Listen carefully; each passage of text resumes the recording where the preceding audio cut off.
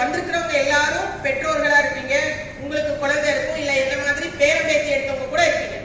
ஆனா எல்லாருக்கும் நம்ம சொல்லக்கூடியது, அடிப்படையா இருக்கக்கூடிய அந்த குடும்பம்ங்கிற வட்டத்துல அது பெண் குழந்தையோ ஆண் குழந்தையோ பாகுபாடு பார்க்க கூடாது. இன்னொரு விஷயம் என்ன சொல்லுவாங்கன்னா, ஏதாவது ஒரு நல்ல உணவுப் பொருள் கிடைச்சிச்சுன்னா பையனுக்கு அந்த உணவுப் பொருளை கொடுப்போம், பொண்ணுக்கு கொடுக்க மாட்டோம் அப்படிங்கிற ஒரு பாலின வேறுபாடு இருக்கு.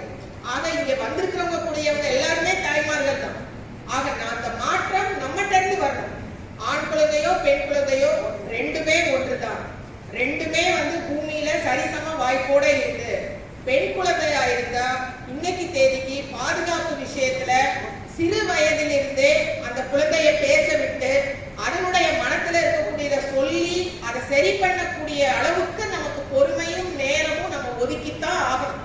ஏன்னா இன்னைக்கு நிறைய நம்ம பார்க்கிறோம், நிறைய போதை பழக்கம் இருக்கு, அது இருக்கு, இது இருக்கு. நம்ம அரசாங்கத்தின் மூலமா எத்தனையோ அதை தடுப்பு நடவடிக்கைகள் எடுத்துட்டு இருக்கிறோம்.